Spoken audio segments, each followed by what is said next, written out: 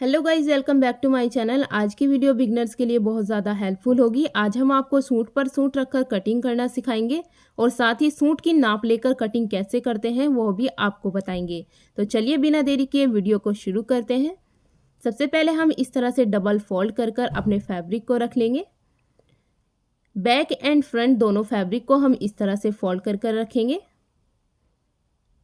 इसके बाद हम अपनी कुर्ती लेंगे। इस तरह से हमें अपनी कुर्ती को भी फोल्ड कर लेना है और फैब्रिक के ऊपर इस तरह से रखेंगे। ऊपर की साइड से हम 1 इंच का फैब्रिक छोड़ देंगे और प्रॉपरली चारों तरफ से हम इसको आपस में मिला लेंगे और रख लेंगे।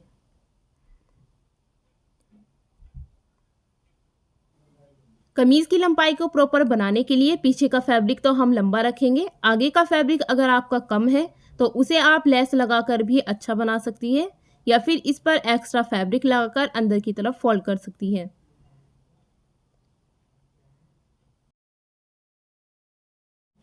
ऊपर की तरफ गाइज हमें 1 से पौने इंच का गैप जरूर रखना है जो हमारा सिलाई में जाएगा और साइड से भी हम तीनों फैब्रिक को इक्वली मिलाएंगे। अब गाइज जैसा कि हमारा यहाँ पर सिलाई थी उस सिलाई के अकॉर्डिंग ही हम सीधा निशान लगाएंगे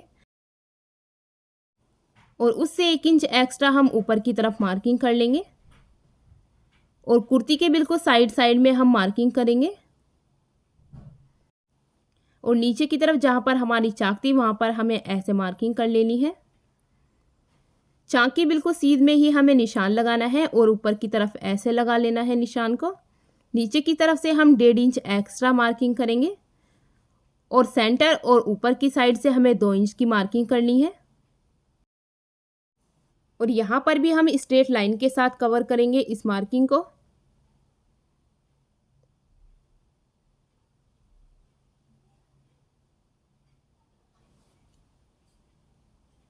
और कमीज की चौड़ाई की मार्किंग हमारी ऐसे होगी। अब हम नीचे की तरफ मार्किंग करेंगे तो जैसे हमने 1.5 इंच का फैब्रिक ऊपर की तरफ एक्स्ट्रा रखा था, नीचे की साइड भी हम इसी तरह से 1.5 इंच का फैब्रिक रखेंगे और इसे भी स्ट्रेट लाइन के साथ कवर कर लेंगे।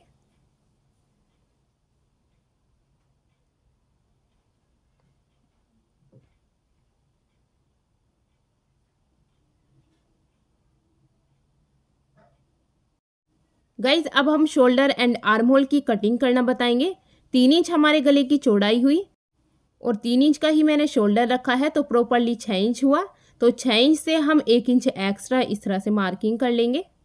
यह हमारी शोल्डर की मार्किंग हुई 7 इंच पर।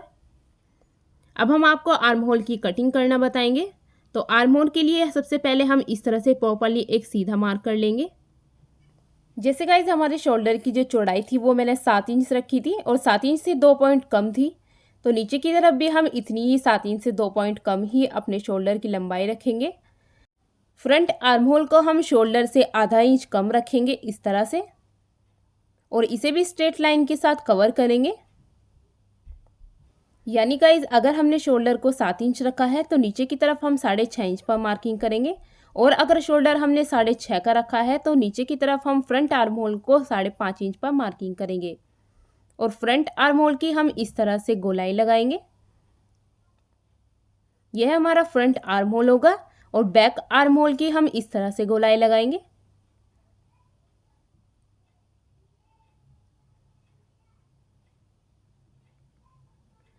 अब हम ऊपर की तरफ कम से कम आधा इंच का इस तरह से तिरछा मार्क करेंगे। इससे हमारे शोल्डर की परफेक्ट फिटिंग आएगी, तो हमें इस तरह से तिरछा मार्क ऊपर की साइड जरूर करना है। गाइस सबसे पहले हम अपने बैक आर्म होल की कटिंग करेंगे और इसके बाद हम ऊपर का फैब्रिक यानी फ्रंट वाली कुर्ती का फैब्रिक जो होगा उसे पकड़ेंगे और फ्रंट आर्म होल की कटिंग करेंगे। ये देखिए यह हमारा फ्रंट आर्म होल रहा और साइड से जो 2 इंच एक्स्ट्रा हमने मार्किंग की थी उसकी कटिंग करेंगे। और गाइज अगर आप इस तरह से आर्म होल की कटिंग करेंगी तो इससे आपकी कटिंग परफेक्ट आएगी और साथ ही इससे फिटिंग भी आपकी परफेक्ट आएगी। और यह था सूट पर सूट रखकर कटिंग करने का तरीका। अब हम आपको बताएंगे कि सूट की फिटिंग लेकर आप कुर्ती की कटिंग कैसे करें। कुर्ती को हम इस तरह से रखकर सबसे पहले शोल्डर का मेजरमेंट करेंगे। शोल्डर के गले को हमें बिल्कुल परफेक्टली सीधा रखना है और उसकी चौड़ाई लेनी है और चौड़ाई से दोनों तरफ आधा आधा इंच एक्स्ट्रा रखना है। गले को हमें परफेक्टली बिल्कुल शेप में ही रखना है और इस तरह से हम अपने गले के मेजरमेंट के अकॉर्डिंग चौड़ाई लेंगे और उससे हम 1 इंच एक्स्ट्रा रखेंगे। यानी अगर शोल्डर की चौड़ाई 13 इंच है तो हम 1 इंच एक्स्ट्रा 14 रखेंगे। जैसे हमारे शोल्डर की चौड़ाई 13.5 इंच थी तो हम इसको हाफ करेंगे और वह हमारा 7 इंच से कम बैठेगा, यानी 6.8 इंच के करीब बैठेगा।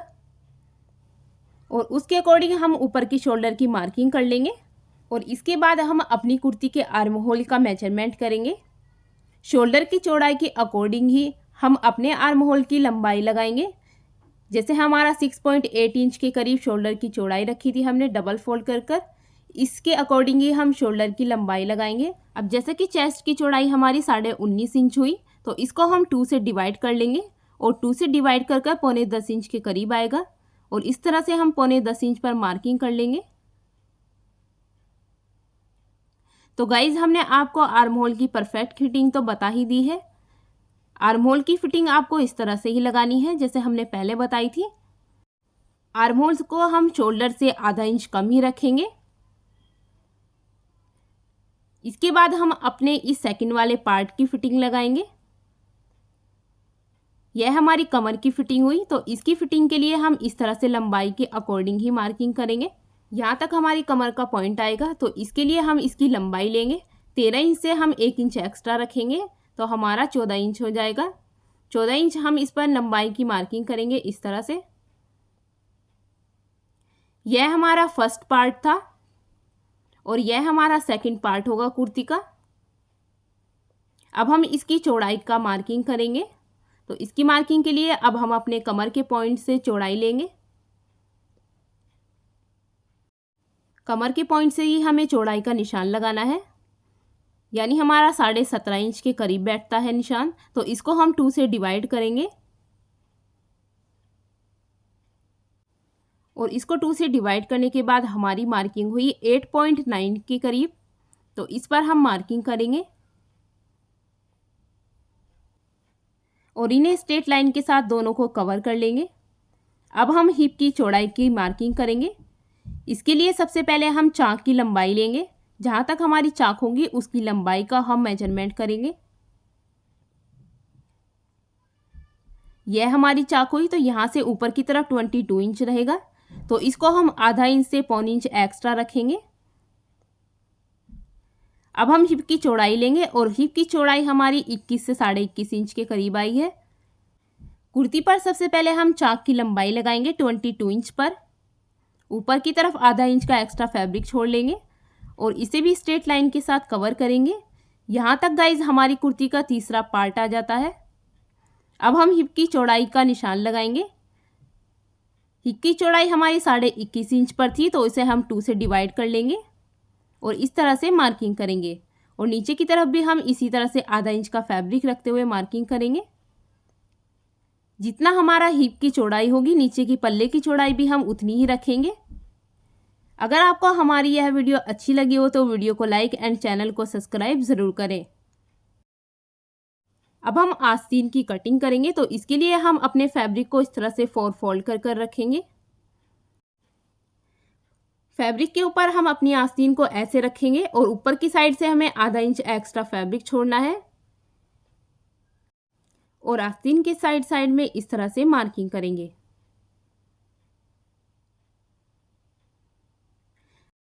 और गाइस साइड में हम 1.5 इंच का एक्स्ट्रा मार्जिन रखेंगे जो हमारा सिलाई में जाएगा।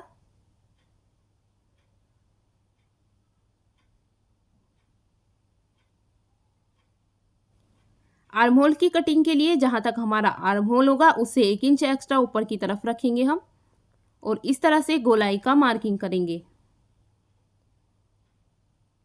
फ्रंट आर्म होल की कटिंग हम आधा इंच कम करेंगे।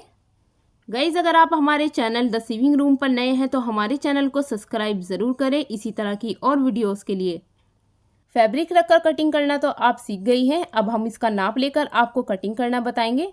सबसे पहले हम आस्तीन की लंबाई का मेजरमेंट करेंगे। आधा इंच ऊपर की तरफ एक्स्ट्रा और नीचे की तरफ 2 इंच का फैब्रिक एक्स्ट्रा रखेंगे। तो 8.5 इंच हमारे आस्तीन की लंबाई थी। आधा इंच हमने ऊपर की तरफ छोड़ा है और 2 इंच नीचे की तरफ। इसके बाद हम आर्म होल की चौड़ाई पर मार्किंग करेंगे। 7.9 इंच हमारी आर्म होल की चौड़ाई होगी और आर्म होल की गोलाई हम 3 इंच पर लगाएंगे। यानी प्रॉपर्ली अगर आपका फैब्रिक सिला हुआ है तो उस पर आप 2.5 इंच रखेंगी और आधा इंच हमारा सिलाई में जाएगा, तो 3 इंच पर हम अपने आर्म होल की गोलाई लगाएंगे। और ऐसे ही हम 3 इंच पे सबसे पहले ऊपर की साइड से एक स्ट्रेट लाइन बनाएंगे।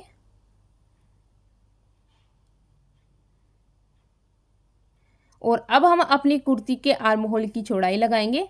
7.9 पर हम इस तरह से आर्म होल की चौड़ाई लगाएंगे और प्रॉपर्ली ऐसे ही गोलाई लगाकर इसकी कटिंग करेंगे। और आस्तीन की चौड़ाई भी हम इसी तरह से लगाएंगे और साइड का हम इस तरह से 1.5 इंच का एक्स्ट्रा मार्जिन रखते हुए इसकी कटिंग करेंगे। तो गाइज आई थिंक आपको हमारी यह वीडियो काफ़ी पसंद आई होगी। वीडियो अच्छी लगे तो वीडियो को लाइक एंड चैनल को सब्सक्राइब ज़रूर करें। गाइज अगर आपके आर्म होल में काफ़ी झोल आ रहा है और वह परफेक्ट नहीं हो रहा है, जिसकी वजह से उसमें खिंचाव भी ज़्यादा हो रहा है, तो अगर आप एक परफेक्ट आर्म होल की फिटिंग करना चाहती हैं तो हमारी चैनल पर ज़रूर विजिट करें। मैंने इससे पहले आर्म होल की परफेक्ट फिटिंग के लिए एक वीडियो बनाई थी। और साथ ही हमें कमेंट्स बॉक्स में यह भी बताएं कि आप किस तरह की वीडियोस देखना चाहती हैं।